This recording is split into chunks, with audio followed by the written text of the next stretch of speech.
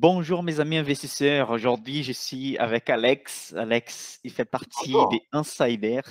Je vais laisser Alex se présenter. Alex fait partie de bon programme d'investissement personnalisé. Aujourd'hui, on est là pour faire une petite présentation de la société Jacques Bogart, une petite société small cap de marché français que je vous ai présentée sur plusieurs vidéos. Ça fait un an, même plus déjà sur la chaîne. Une société avec une bonne rentabilité, une société de marché des luxe, mais quand même une petite société. Et je vais laisser Alex se présenter un peu, parler de son expérience comme investisseur. Et ensuite, on va commencer à parler de la société, faire l'analyse. Donc, bonjour à tous. Donc moi, en effet, c'est Alex. J'ai 26 ans, je suis ingénieur informatique et j'ai décidé d'investir en bourse et en immobilier il y a de ça 1 an et demi. Et suite à ça, j'ai lu beaucoup de livres, j'ai regardé beaucoup de vidéos et j'ai décidé de continuer en faisant partie du programme Insider. Donc maintenant, je suis lancé, j'ai terminé cette formation et donc en effet, je fais des études d'entreprise plutôt small cap, cotées en bourse. Et mon objectif, c'est de savoir si c'est une bonne idée d'investir dans ces entreprises ou pas. Très bien. Dans la formation, on va vraiment des A à Z, surtout pour ceux qui n'ont aucune expérience dans la bourse. Alex, toujours, il était intéressé par les sujets. Toujours, il a souhaité aller un peu plus loin sur l'analyse. Il a partagé cette analyse de Jacques Bogart dans la formation avec les collègues. Et j'ai trouvé super intéressant de montrer ici que quelqu'un qui a fait ses études, qui a fait des lectures, qui a fait la formation, arrive à faire une analyse super bien faite, il va loin sur l'analyse. Normalement, c'est moi qui fais l'analyse, mais moi, je suis analyste financier, etc. Et cette présentation va vous aider à comprendre que n'importe la profession, l'âge, etc., tout le monde peut faire l'analyse des sociétés. Il suffit d'avoir quelques bases. Il est là pour montrer ça. Prochainement, je pense que je vais présenter des autres sociétés avec des autres insiders qui ont fait des analyses des sociétés aussi. Aujourd'hui, on va commencer avec Alex, on va commencer avec Jacques Bogart. Donc, Alex, tu peux présenter ton écran Oui. et on va parler des principales données des Jacques Bogart. Avant de commencer, je tiens à préciser que cette présentation, à l'origine, elle est faite pour mon moi du futur qui se rappelle plus exactement, pourquoi il a acheté cette entreprise. Donc c'est pas la même, qualité que Michael, hein. Non, Mais c'est très bien, c'est très bien. OK. C'est très bien fait et surtout, ce que tu dis là, ça fait complètement la différence. On achète une société, parfois il y a des spéculations, des choses qui sortent sur l'internet et on dit: «Oui, est-ce que ça c'est vrai ou pas?» C'est très bien d'avoir quelque chose qui nous-mêmes on avait écrit précédemment et on peut comparer notre opinion avec les choses qui se passent dans les présents. Très bien, on va commencer du coup. Alors, donc là, c'est à peu près tout ce qu'on verra. Mmh. Donc je démarre déjà par, une vue macro, donc qu'est-ce que fait Jacques Bogart? Donc Jacques Bogart, c'est une entreprise de parfumerie et de cosmétiques qui possède plusieurs marques dont Carven, April et Ted Lapidus. On voit qu'ils sont basés sur, pas mal de territoires. En propre, il y a 5 territoires ici, mais à travers d'autres retailers, ils ont 8 000 points de vente, 80 pays. Heu, donc ils sont assez, à pas mal d'endroits finalement. Mmh. Et ils sont aussi, leaders dans certains marchés que c'est compliqué de trouver d'autres marques comme, Israël, Allemagne et cetera. Du coup, ça fait une belle diversification pour une petite société française quand même. Ouais, après j'ai une petite carte, qui montre, heu, où comment est réparti le chiffre d'affaires, donc on voit aussi pas mal. Donc après, je m'intéresse à l'histoire, depuis quand, cette entreprise existe et quels ont été les principaux événements. Donc on peut voir que jusqu'à 2004, la stratégie, c'était plutôt d'acquérir des marques, développer les marques, de se faire reconnaître et à partir de 2004, on voit qu'il y a un virage dans la stratégie et c'est plutôt orienté, rachat de boutiques, un peu Mmh. partout. Là, on voit Allemagne, et autres et là, plus récemment, Israël, en effet. Mmh. Donc là, les marques un peu plus en détail. Donc, c'est finalement, il y a 3 catégories: parfum, cosmétiques et mode. Mmh. Est-ce que tu as déjà acheté quelque chose de Jacques Bogart? Non, alors c'est vrai que c'est étonnant. C'est une Tu vois entreprise que Peter Lynch, il disait toujours, Parfois, il faut, essayer d'utiliser les marques, voir comment ça se passe, les marques qu'on est partenaire dans la bourse. Moi, j'ai fait ça avec Jacques Bogart. Jacques Bogart, si, il y a des gens ici qui sont nouveaux dans la chaîne, qui regardent cette vidéo peut-être pour la première fois, mais il y a des autres qui sont ici depuis, les débuts, savent bien que Jacques Bogart, c'était une des premières sociétés françaises que j'ai achetées avec, Catena à l'époque et Altran qui s'est fait racheter par Capgemini. C'était les 3 premières, je pense, que j'ai achetées dans les marchés français. Et depuis, à chaque fois que je partais au Brésil en vacances, j'ai ramené des parfums Jacques Bogart comme cadeau à la famille, les proches. Comme ça, j'aide à rentabiliser la société que je suis partenaire. Ils ont plutôt des bons produits aussi. Oui, ben, en effet, moi, je suis pas vraiment familier avec ce secteur-là, mais je me dis être un Français et ne pas, s'intéresser au secteur du luxe et des cosmétiques, c'est quand même, un petit peu dommage, quoi. C'est vrai. Donc là, bah, voilà, c'est pour moi aussi. Bah, c'est quoi exactement, quelle marque fait quoi? Donc c'est Mhm, un tableau pas mal, alors tous les graphiques en fait, évidemment je les fais pas moi-même, je mhm, les récupère du document universel, des mhm. entreprises. Oui, oui. Il y a Tu as vraiment raison, c'est tout déjà prêt. Notre boulot, c'est faire l'analyse. Ce sont les analystes qui travaillent en interne de Jacques Bogart qui sont obligés à partager toutes les informations qui doivent être publiques, hein. Ça, c'est un compromis de toutes les sociétés cotées en bourse, la transparence. Et notre boulot, c'est de rassembler ces types de données et pouvoir analyser. Très bien, ça fait un bon comparatif. c'est vrai que c'est un gros bouquin qui fait peur, mais quand on sait ce qu'on veut trouver, Mhm, ben, on trouve facilement finalement. mhm, Donc la répartition géographique, donc là c'est important parce qu'on voit le poids par pays. Donc on voit qu'il y a pas mal au Moyen-Orient, il y en a pas mal en Amérique, mhm, et bien sûr, en Europe et même un petit mhm, peu Afrique et Asie.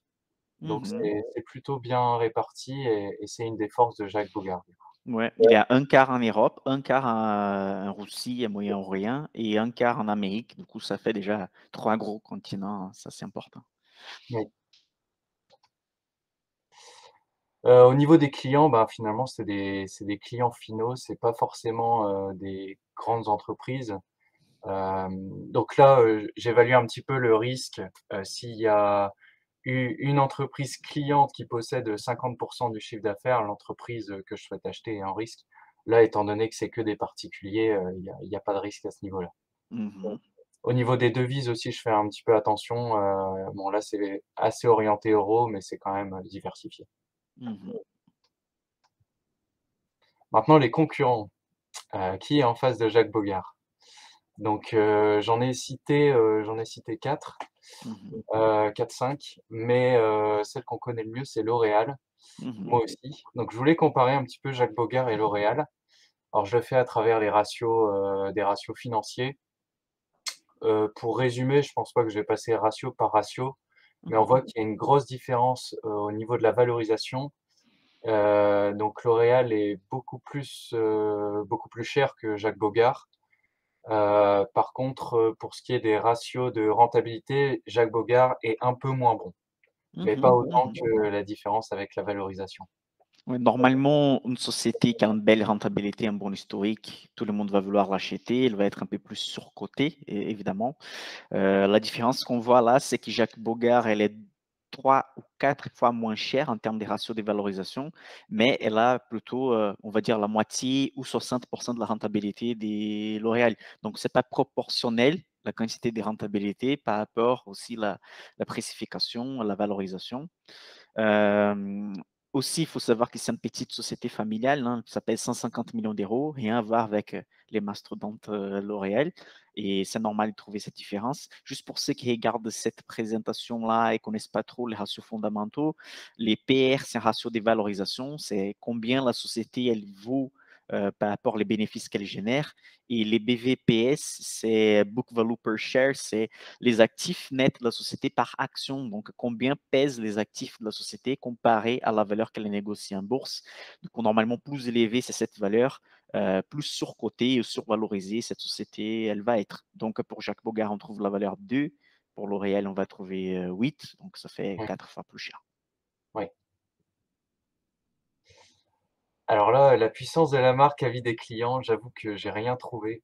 Mmh Je mh, pense que mmh. pour ce secteur-là, ça se fait beaucoup en boutique.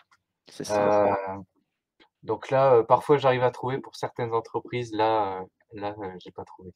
Une chose qu'on pourrait faire, c'est de chercher l'avis des clients sur Amazon, des choses comme ça, qui vont directement aux clients et regarder Ah! les étoiles et les commentaires. Ça serait intéressant. Moi-même, je pense que j'ai pas fait ça, mais Mmh. ça serait intéressant de jeter un œil. Ouais, c'est vrai. On J'ai peut pas regardé sur Amazon, ouais. non, mais ça est venu dans ma tête maintenant. On peut vérifier ça après. Répartition des actions, donc là, comme tu l'as dit, Jacques Boggart, c'est familial et c'est un gros point positif, de Jacques Boggart parce que, l'intérêt des dirigeants, c'est l'intérêt des actionnaires, donc de nous Mmh. si on achète, l'entreprise et là, on le voit que c'est flagrant. On voit que la Conquier Family ici, elle est à 88 des parts, donc gros point positif. Plutôt que, des actions, diluées à travers, Mmh. plein d'entreprises et on voit aussi que les autres fonds ne surveillent pas trop, il y a un faible pourcentage aussi des fonds qui suivent, Mmh. donc c'est intéressant. Alors pérennité de l'entreprise, donc là, tableau de risque. D'après eux, est-ce pourquoi enfin, quels sont les risques de l'entreprise? Donc il y a un risque, de produit, donc en effet les risques sanitaires, on le verra. Risque Mmh. médiatique parce que l'image compte énormément sur ce secteur-là. C'est sûr. Et risque financier au cas enfin, s'ils doivent retirer un produit du marché, donc c'est de la cosmétique, donc imaginons, si ça attaque la peau ou je ne sais quel, risque, donc ça peut, être un risque. Donc là, pour ça, ils ont une, stratégie, clean là, la charte clean, et donc s'ils la suivent et ils réduisent un petit peu ce risque-là d'après eux. Mmh. Après, il y a les risques, environnementaux, donc éviter la surconsommation énergétique. Il pourrait y avoir des taxes qui sortent à ce niveau-là, et aussi la popularité de la marque si on se rend compte que, elle est pas éthique, en fait, finalement. Et donc là, ils ont une stratégie de réduire leur consommation énergétique de 20 jusque 2024. Ensuite, risque des collaborateurs, donc pas avoir de trop grosse rotation, heu, attirer aussi des collaborateurs compétents et garder le savoir-faire. Donc là, ils ont une stratégie sur, l'absentéisme, et ensuite, on a vu que depuis 2004, ils achetaient de plus en plus de boutiques. Donc un Mmh. gros risque, c'est, le fait qu'il y ait pas de fréquentation, dans leurs boutiques et donc moins de Mmh. visibilité Mmh. et donc là, ils essayent d'avoir un maximum de points de vente, de points d'achat, par retailer, en fait. Mmh. Sur la direction conseil d'administration, alors là, j'étais assez étonné, c'est la première fois que ça m'arrive. Je trouve pas grand-chose sur les dirigeants. Mmh. Alors ce que j'ai noté, alors parfois il y a des entreprises qui payent, énormément leurs dirigeants. Mmh. Bon c'est public, ils doivent le faire et là, il se trouve qu'ils sont pas beaucoup payés. Bon, Mmh. c'est logique aussi parce qu'ils sont fortement rémunérés par les parts qu'ils ont de l'entreprise et donc Exactement. Avec Jacques Boggart, il y a une chose différente qui se passe, c'est que, même pour les sociétés familiales, parfois, ils versent des salaires, élevés, mais ne touchent pas, les dividendes qu'ils vont recevoir. Ils vont réinvestir sur des autres domaines et cetera. Mais pour Jacques Boggart, par exemple, pendant l'année, de covid, pendant l'année de la pandémie, la société n'a pas bien performé, évidemment, les magasins étaient fermés et eux, ils ont versé énormément de dividendes quand même. Et ça, c'est la rémunération, en fait. Donc, ils oui, ne versent pas des salaires, mais comme ils possèdent 88 des actions de la société, s'ils versent des dividendes, ce sont eux qui vont recevoir la majorité des dividendes. Ça oui, permet aussi à la famille de diversifier leur patrimoine et ne pas avoir tous les œufs sur le même panier, mais quand même, ils jouent leur pot parce que tout leur patrimoine, on va dire à 80 de leur patrimoine, plus, hein, 90, c'est investi sur la société, sur la marque. Du coup, voilà, ouais. les salaires sont pas élevés, mais ils sont rémunérés d'une autre façon. Et ce qui est intéressant, c'est que ces parts appartiennent à la famille et les familles comme ça, pensent aux générations suivantes. Ils vont léguer leur entreprise Mmh. à leurs enfants, par exemple et donc ils ont vraiment des stratégies long terme et même s'il y a peu de dividendes finalement, versés, bah, on se rend tout de suite compte que c'est parce qu'ils savent le réinvestir et qu'ils pensent qu'il y a un intérêt à faire ça. Un Exactement. intérêt pour l'investisseur. Donc très bon point aussi. Allocation de capital, donc comment est-ce qu'ils dépensent leur argent actuellement?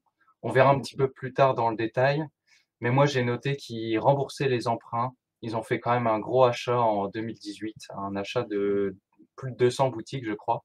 D'April, si je ne me trompe pas. Pardon? C'était ça? C'était d'April, les noms des réseaux qu'ils achetaient en 2018 ou April, c'était C'est 2019? c'est Distriplus, il me semble. Exact, exact. Ouais, et donc là, ben, ils le disent clairement, leur objectif, c'est acheter les nouveaux points de distribution. Mhm, La partie RSE, donc auquel je suis attaché, mhm, je tiens à faire, à gagner de l'argent, mais pas n'importe comment. Hem, donc ils ont le projet Clean, donc là, c'est pour éviter les risques d'allergie et réaction du consommateur. Donc là, éviter les mauvaises pubs, mauvaises images et cetera. Pour ce qui est de l'environnement, ils veulent, réduire les emballages. Donc ils ont déjà pour certains, produits, supprimé les notices, ils ont implémenté des systèmes de recharge, ici il y a la matière recyclée, du verre et cetera. Et ensuite, on en a parlé un petit peu tout à l'heure, réduire la consommation énergétique. Alors, ce que j'ai noté aussi un petit peu pour critiquer, c'est que pour l'instant, ils l'ont fait que sur un site. Heu mhm. et donc leur stratégie, c'est d'utiliser des panneaux solaires. Bon, pourquoi pas? Pour moi, c'est satisfaisant, mais ils pourraient faire mieux. Ça, c'est sûr. Oui. Maintenant, on part sur la partie, comptabilité. Mhm, Donc on regarde sous le capot. Donc le chiffre d'affaires, on voit qu'il y a pas mal augmenté, surtout, mhm, jusqu'en 2019 et après ça a commencé à décroître. Donc, mhm. on sait tous pourquoi, hein, c'est le Ouais, covid qui a fait que ouais, les boutiques ont ouais. fermé. Là, on va sur les colonnes de 2016 à 2020. Juste pour expliquer pour ceux qui ne sont pas trop Oui, à fond sur les finances, la dernière colonne TTM, c'est en fait les résultats des 12 derniers mois courants. Du coup, on va juste regarder les jours d'aujourd'hui et on va sur 12 mois précédents pour analyser la moyenne. Donc, on voit en fait que, comme on n'a pas les données fermées des 2021, les dernières données qu'on a sur la colonne, c'est des 2020 et 12 derniers mois. Donc, c'est normal encore. On vit un peu de la période de Covid. mmh. J'ai noté que le résultat net, il y avait une forte variation quand même, ça bougeait pas Mhm, mal. Mais mhm, bon, on subit aussi l'imposition, les artifices comptables et cetera. Et tiens, bah, tiens, j'avais une question, alors que mhm, j'ai pas su me répondre moi-même. mhm. Sur certaines, années, le dividende est supérieur au bénéfice par action. Ça, Comment c'était pour l'année de 2020 seulement, si je ne me trompe pas. ouais, et Ouais, c'est l'année ça. en cours aussi. Et les 12 derniers mois, exactement. Du coup, 2021 et 2020 et 2021. Comme tu as vu, ils ne versent pas des salaires et du coup, ils sont obligés de verser des dividendes même quand ça ne va pas faire un résultat net élevé. Donc là, ils Ah, vont verser des dividendes pour se rémunérer aussi. Et là, on peut arriver sur des scénarios possibles quand en fait les managements vont se rémunérer même pendant la crise. Un scénario pessimiste, un scénario optimiste. Dans les pessimistes, ils vont prendre l'argent de la société dans une mauvaise période, mais est-ce qu'elle a de la trésorerie au moins pour faire face à toutes les dettes, etc. Et dans les scénarios pessimistes, c'est une société ils vont se rémunérer pendant la crise, mais ils n'ont pas de trésorerie. Dans les cas de Jacques Bogart, c'est du coup une chose intéressante à regarder. Je pense qu'on a, oh, regarde, il y a la quatrième ligne de bas vers le haut, c'est les flux de trésorerie disponibles par action. Du coup, on oui, voit qu'ils ont une moyenne des 3. Action de Jacques Bogart à ce moment, c'est à 11,20 €, si je ne me trompe pas. Et donc, elle a 3 € par chaque action. Ça veut dire donc que si on va faire un comparatif par rapport à la capitalisation de la société vaut 150 millions maintenant dans la bourse. Ça veut dire que 30%, 25% de ça, elle a une trésorerie disponible. Du coup, elle a 40 millions, on va dire, dans la trésorerie. Du coup, ça ne va pas être les dividendes versés une année pendant la crise qui va impacter énormément l'argent qu'elle possède. Là, on peut même comparer, par exemple, les dividendes versés, c'était des 23 centimes par action en 2020 et 46 centimes par action en 2021. Mais ils ont dans la trésorerie en 2020 2,16 € par action et 3,20 € par action en 2021, on va dire 12 derniers mois. Du coup, ça veut dire que des 3,20 €, ils ont pris 46 centimes. Du coup, ça reste encore largement de la trésorerie avec la société. Du coup, ça Ah n'impacte oui, pas énormément. C'est un exercice que j'ai conseillé à tout le monde de les faire, surtout pour les grosses sociétés bancaires ou Total, Orange, etc. Ce type de sociétés, ils ont compromis des dividendes très élevés avec les investisseurs. Du coup, même en perte, ils vont verser des dividendes, mais parfois, ils n'ont pas de trésorerie. C'est les cas d'Orange, parfois les cas des Total. Et là, c'est une chose intéressante à regarder. OK, ils ont fait une chose qui n'est pas un bon signe déjà, qui c'est prendre de l'argent de la société pendant la crise, mais est-ce qu'ils peuvent faire ça au moins? Est-ce qu'il y a des trésoreries encore pour 5 ans si les choses ne vont pas bien? Au moins pour Jacques Bogart, c'est ça. On peut voir qu'il des 3,20 € des trésoreries par action, ils ont pris 46 centimes. S'ils font ça encore pendant 5 ans et que le marché ne va pas bien, la société, elle continue debout, quoi. Elle ouais, continue ouais. là. Donc, c'est un bon signe. D'accord, OK, je vois. Ah, il y a aussi une autre chose que j'ai souligné, c'est qu'il y a pas de dilution de parts. Hem, donc là, on voit que ça reste toujours autour de 15 000, voire ça diminue. Donc, quelqu'un Mhm. qui a acheté une part dans le passé, a encore plus de valeur aujourd'hui, donc c'est plutôt C'est intéressant. sûr. La société, elle a fait un programme des rachats d'actions entre 2020, 2019 et 2020, si je ne me trompe pas. Et du coup, ils ont racheté d'actions. Du coup, s'il y a moins de parts dans les marchés, ceux qui possèdent des parts vont avoir une valorisation parce que c'est plus rare d'avoir l'action disponible. Du coup. Donc là, je suis allé dans le détail sur le compte de résultat Mhm. et ce que j'ai vu et qui est, intéressant, c'est qu'ici on voit 2018-2017, la dotation aux amortissements était de 4 millions Mhm. et c'est passé à 34 millions Mhm. à partir de 2019. Donc c'est suite à l'achat de Distriplus, Mhm. les 200 boutiques et ce qui Mhm. fait qu'en fait le résultat opérationnel, il y a pas bougé. Donc du coup Mhm. la marge, elle a diminué, étant donné que le chiffre d'affaires a augmenté. Le résultat Mhm. opérationnel a diminué, mais c'est, principalement lié à la dotation à amortissement, donc un Ça va artifice être très bien vu. Quand on achète, par exemple, 200 magasins, ça va mettre un peu de temps pour que ça commence à rentabiliser net, parce qu'on a mmh. des dépenses avec les achats qu'on fait, hein. Les travaux, simplement payer les crédits, payer la dette, faire fonctionner, etc. Donc, on a vu une croissance sur les 3 dernières années des 200% de chiffre d'affaires, entre 2016 et 2018 surtout, ça multiplie par Oui, 3. Mais les résultats, ça continue plutôt les mêmes. Mais les résultats continuent plutôt les mêmes, mais avec plus de 200 magasins de plus qui va rester avec la société au futur. donc sûrement qu'ils vont capitaliser sur cet achat, plus tard, quoi. Oui, Surtout que là, ils en ont pas vraiment bénéficié avec le covid en plus. exact, exact. Les Covid a vraiment impacté la société. Bon, la charge de personnel aussi, mais ça, c'est logique pour le coup. Mhm, Donc c'est ce que j'ai souligné le plus. mhm, Après sur les actifs, j'étais assez étonné aussi, ils ont beaucoup d'immobilisation corporelle, donc à mon avis, mhm, les boutiques et peu mhm, en incorporel, alors que sur le luxe, finalement, c'est l'image, on dit qui compte le plus. mhm, mhm. Donc ça peut être un actif caché, je l'ai noté. Oui, Heu, un peut-être jour, si une autre société va racheter Jacques Bogart, je pense pas, parce que c'est une société familiale. Normalement, les sociétés familiales aiment pas trop être rachetées. Mais oui, ça peut être une valeur cachée. Simplement, par exemple, Louis Vuitton, la marque Louis Vuitton, même s'il n'y a plus rien, il y a des gens qui vont vouloir acheter juste les noms pour placer sur un produit parce que ça va valoir des millions et millions. Comme Jacques Bogart, c'est une petite société. euh, un jour, si elle va devenir 10 fois plus grande, c'est que c'est pas trop difficile parce qu'elle pèse 150 millions. Aller à 1 milliard, c'est pas une chose de fou. On ne sait pas si ça va arriver, mais bref, juste pour expliquer que la valeur d'immobilisation incorporelle, elle ne va pas augmenter proportionnellement. Si la société va multiplier par 3 dans la bourse, l'immobilisation incorporelle va multiplier par beaucoup plus de fois, parce qu'en fait, la marque, elle va être plus connue, plus des clients, plus des gens vont connaître la marque aussi. Très bien vu. ouais. Après, j'ai noté que, bon, les stocks diminuent, ça, c'est pas trop grave, mais que la trésorerie augmente, donc ça, c'est Mmh. plutôt positif. Mmh. Sur les passifs, maintenant, la dette, là, il y a un petit peu de choses à dire quand même.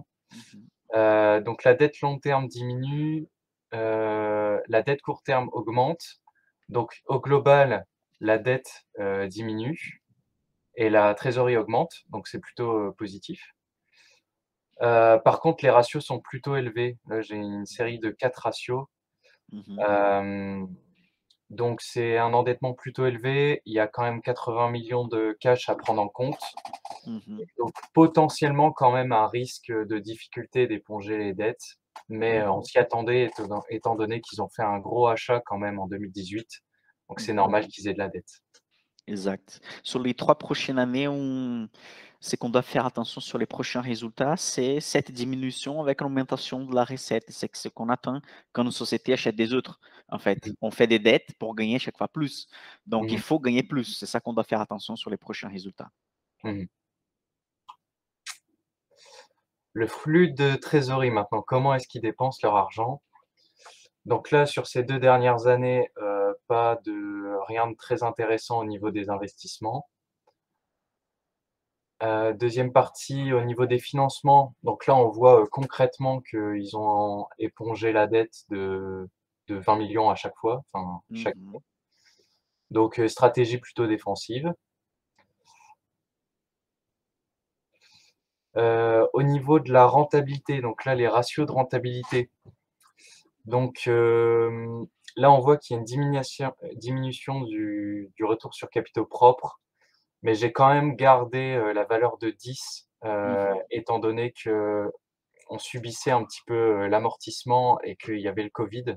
Donc Mmh. moi, je retiens 10 plutôt que 5, par exemple. Ouais, 10, c'est la valeur de 2019 et 2,3 de 2020 et Oui. 5,4 les 12 derniers mois. Du coup, on atteint la récupération pour 2021-2022 au moins à 10 comme on avait, en 2019. Mmh.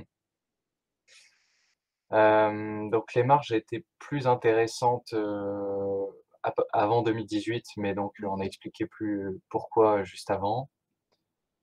Et j'ai noté un levier financier important, Mmh. on l'a dit tout à l'heure. Ce sont les achats. OK. Donc maintenant un petit peu plus sur le ressenti, c'est ma sorte de conclusion. Mmh. Hem, donc est-ce que cette entreprise a un avantage concurrentiel? Donc là, j'ai une liste d'avantages concurrentiels. Pour moi, il ne possède pour l'instant que la marque, qui est déjà pas mal. Elle a déjà fait un Mmh. bout de chemin quand même. Ça fait déjà Mmh. 40 ans que ces marques-là existent. Donc c'est suffisant pour moi. Mmh. Ensuite, les forces de porteur. Donc ça commence à se compliquer là, l'étude, hein. En général, c'est là où j'ai le plus de mal. Mmh. Donc est-ce qu'il y a des menaces intrasectorielles? J'ai mis oui quand même, sur ma slate des concurrents, on a vu qu'il y en avait pas mal et des assez lourds en plus, Mmh. et ils sont pas leaders du coup sur leur marché. Est-ce qu'ils sont menacés par les nouveaux entrants? Heu, un peu moins que la menace intrasectorielle pour moi, parce qu'ils ont déjà fait du chemin, ils ont énormément de boutiques, Mmh. ils ont une belle visibilité et il faudra du temps avant une nouvelle, entreprise arrive à les détrôner. Mmh. Pouvoir de négociation des clients, hem, alors là, c'est encore une fois un secteur où la marque est important. On peut pas C'est pas vraiment un secteur où on négocie, on va dire. Mmh. Donc pour moi, c'est plutôt, élevé comme note. Mmh. Au niveau des fournisseurs et ben, je pense que c'est pour ça aussi qu'ils ont fait cette stratégie. Maintenant, ils possèdent toute la chaîne de distribution, donc ils ont peu Mmh. de fournisseurs à part, la les matières premières évidemment. Donc là, ils ont gagné en force aussi avec cette nouvelle stratégie, je pense. Mmh. Et produits de substitution, là, je sais pas si j'ai manqué d'imagination, mais j'ai pas vu de produits particuliers qui puissent, changer un petit Non. peu. Ouais, après, quand tu es attaché à une marque, un produit, tu vas acheter toujours. Les produits cosmétiques et maquillage, et cetera, ce sont des choses, que les gens sont un peu prêts à payer un peu plus cher, parce qu'ils Mmh sont mh. pas, les luxes, les cosmétiques, c'est pas quelque chose qu'on a besoin pour la vie, mais on utilise normalement. Même pendant des périodes de crise, normalement, on va acheter un parfum parce qu'on estime que ça va durer quelques mois ou quelques années. Ça dépend en fait de volume. Mais du coup, une chose intéressante par rapport à Jacques Bogart, par rapport à l'histoire, c'est que la société elle a commencé en train de faire des parfums qui pour les hommes. Même si tu rentres sur les sites, elle a une partie plus dédiée aux hommes, aux parfums masculins. Mais ça fait quelques années que la société a commencé à faire chaque fois plus des produits. Une fois qu'elle achète des autres petites marques, ça augmente aussi la gamme. En octobre de cette année-là, elle a acheté une société slovaque, de la Slovaquie qui s'appelle FANN, FAN. Et du coup, ils ont acheté, c'est une des principales sociétés en termes de quantité de magasins de cosmétiques en Slovaquie. Du coup, ça me semble toujours que les stratégies n'étaient pas de devenir Louis Vuitton, de pas devenir L'Oréal, mais de devenir la plus grosse chaîne des magasins et des distributions des cosmétiques en Europe plutôt, et après sur des autres pays. Et une chose intéressante par rapport à ça, c'est qu'en fait, euh, après la pandémie qu'on a vécue, ils ont vu aussi l'importance des vendre en ligne. Et du coup, en octobre aussi, sur leur site, ils ont partagé un nouveau projet d'avoir un site dédié à la vente des produits de Jack Bogart et des partenaires qui sera prêt à partir de mars 2022 au mai 2022 avec plus de 30 000 produits. Du coup, c'est assez large. Et on sait bien que les marges pour quelqu'un qui vend en ligne, c'est beaucoup plus élevé que quelqu'un qui vend en magasin aussi. Du coup, on peut attendre sur les prochaines années peut-être une hausse. C'est quelque chose à analyser, c'est pas sûr, hein. Un projet, on dit au Brésil qu'il est papier, il accepte tout. Tu peux tout mettre sur papier. Dans la vraie vie, c'est différent. Et on verra dans les prochains résultats financiers si vraiment cette partie des ventes en ligne va aider à rentabiliser la société. Mmh. C'est vrai que ce qui est positif aussi avec ces produits, c'est que les gens, ils sont habitués, à une marque. Mhm. Ils demandent, même les proches demandent: «Tu prends quoi comme Mhm. parfum toi?» Mhm. Mhm. Donc c'est intéressant. C'est vrai. Donc la matrice SWOT, donc les points forts et points faibles selon, des facteurs internes ou externes. Donc j'ai noté en point fort, interne, la diversification, on en a parlé. Ça résume finalement, hein, ce qu'on a dit plus haut. Mhm. Oui. Il y a des opportunités d'expansion, donc acheter plus de boutiques, développer plus de marques, comme tu l'as dit, la boutique internet. Comme c'est une petite entreprise, ça a de la valeur. Ils agissent sur toute la chaîne de valeur, donc ils sont pas dépendants d'une autre entreprise, et c'est une entreprise familiale. Pour moi, c'est important. Les points faibles en interne, c'est un business qui est pas adapté aux périodes de risque sanitaire, donc on l'a vu, hein. Les boutiques sont pas des boutiques essentielles, donc elles doivent être fermées. Donc c'est un moment un peu difficile, mais on espère que ça sera plus le cas. Ils ont une quantité élevée de dettes. Alors le mot est peut-être un peu fort, c'est plutôt élevé, je dirais, en fait. Mhm. Je pense que ça reste acceptable. Heu, Au niveau des facteurs externes, les points forts, donc ah oui, j'ai noté, que, ben, c'est une entreprise française et je pense que ça joue, vis-à-vis des pays étrangers. Ah, mais c'est sûr, tu mets un petit drapeau de la France sur un sac, ça vaut des fois plus à l'étranger, hein, ça c'est sûr. Ouais, donc ils profitent pas mal de ça et c'est une bonne chose. Les points faibles, ils possèdent pas mal de concurrents puissants et des grands leaders.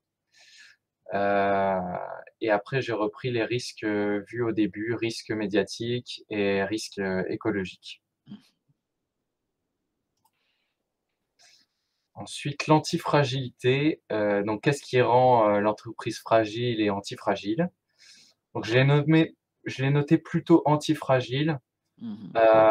de par sa diversification et la possession de toute la chaîne de valeur. J'estime qu'il y a peu de choses quand même qui peuvent ébranler la société. Mhm.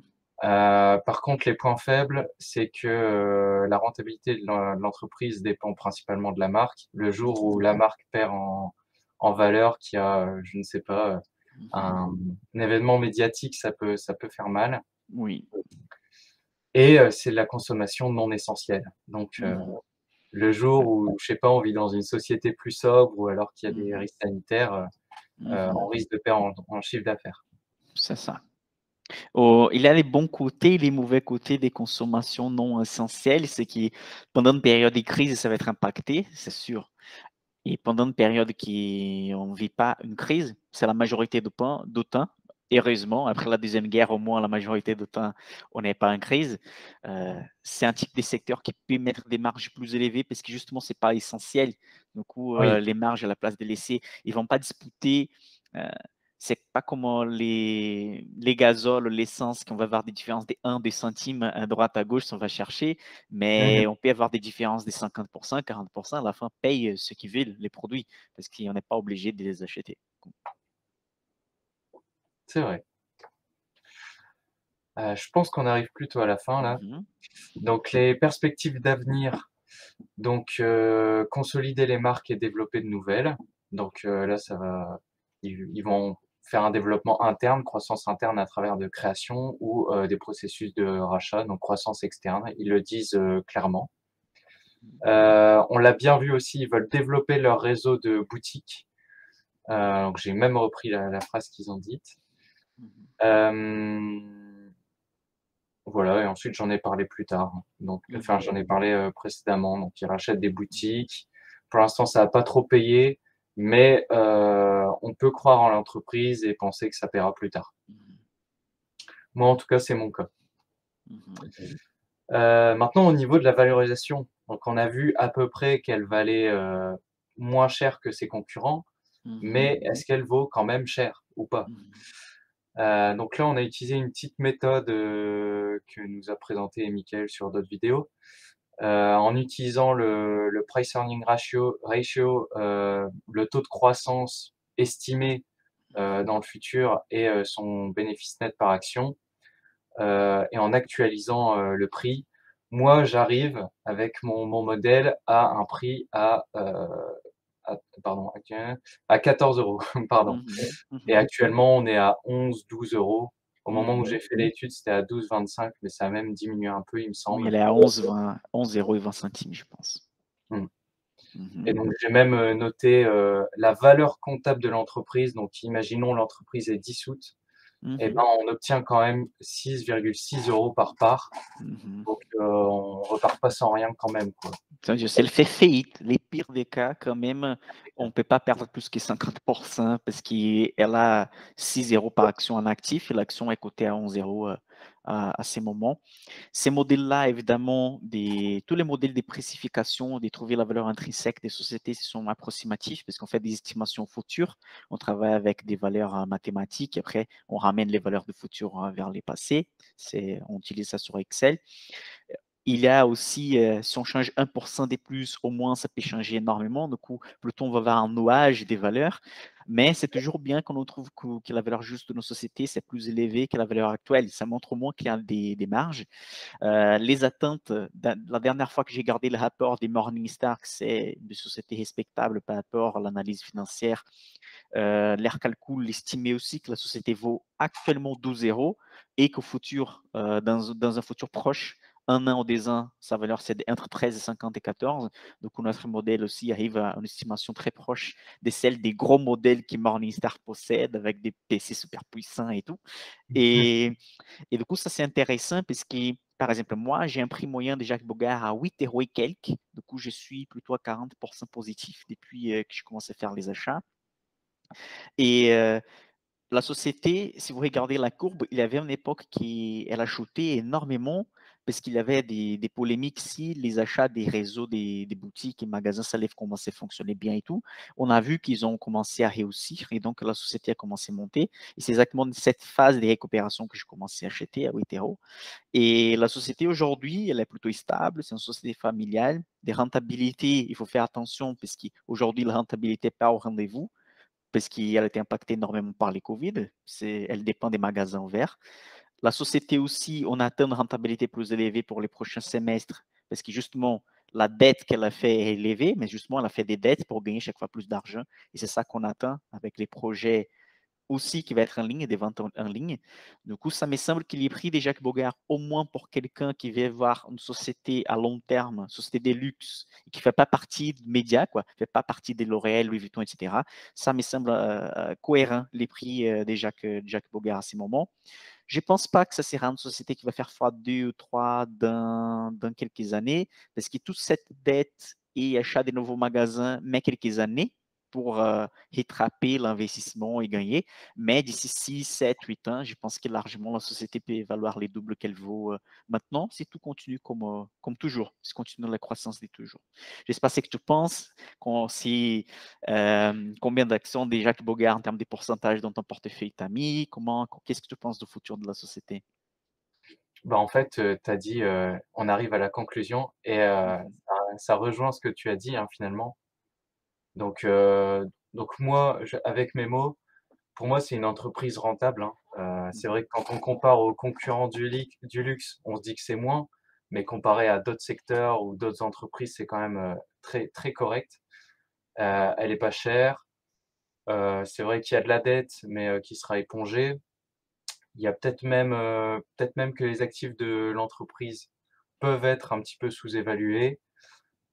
C'est une entreprise qui a des opportunités de croissance et mhm, c'est un bon point d'entrée dans le luxe et le cosmétique, comparé à ses concurrents, que j'estime, beaucoup trop chers.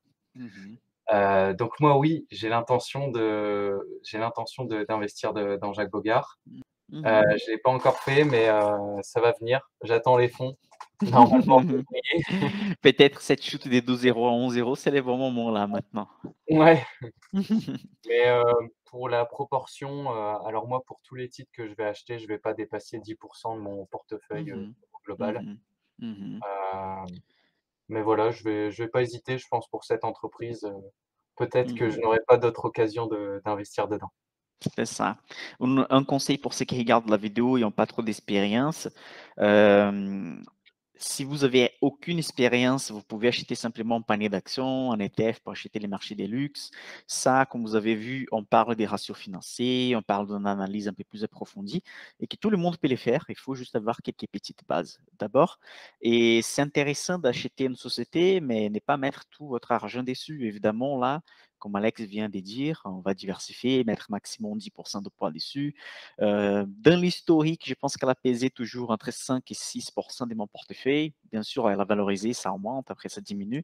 Et si vous voulez commencer à acheter une société pour ne pas avoir les risques de tomber dans l'hyper timing, peut-être la société va sortir un résultat et c'est un mauvais résultat, rentrez avec 2-3%. Après 3 mois, un nouveau résultat va sortir, vous achetez, vous renforcez encore plus, faire monter à 5, 6, 7, 8, combien vous voulez, mais toujours notre objectif, c'est d'être partenaire des belles sociétés. C'est pas jouer, c'est pas de gagner l'argent facile, appuyer sur des boutons, regarder des graphiques juste pour dire j'ai gagné et sans savoir quoi faire.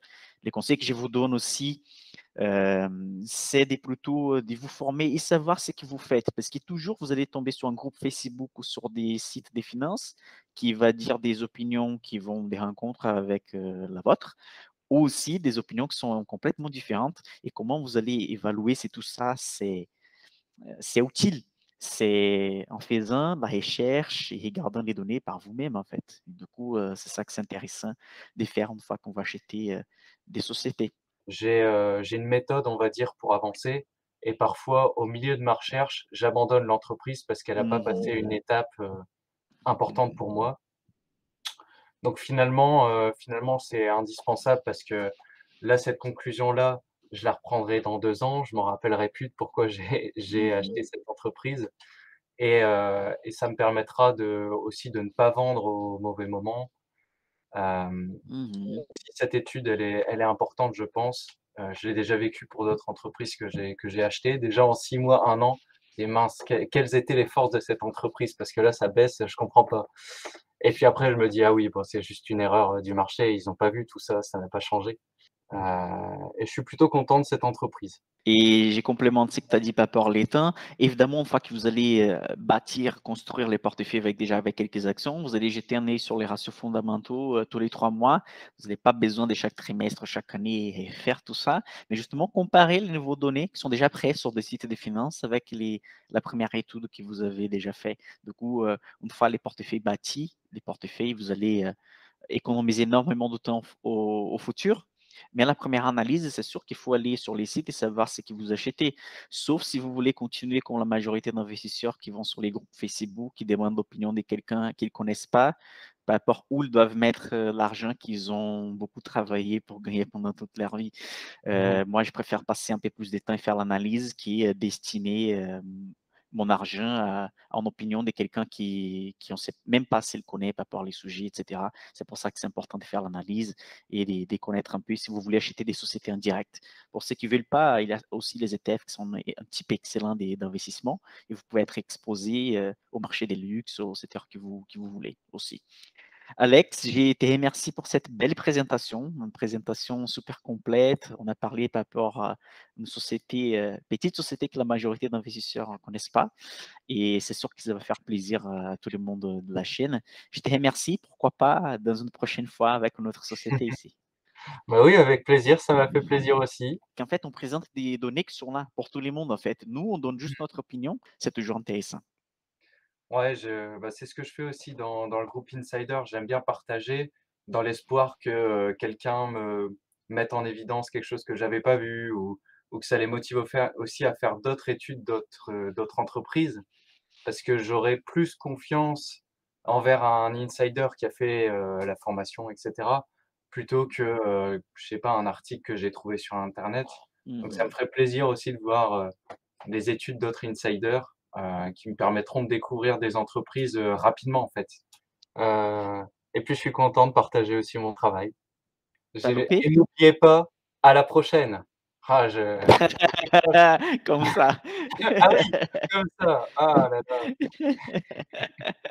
Non, j'ai mis ça en noir-blanc à la fin du coup maintenant.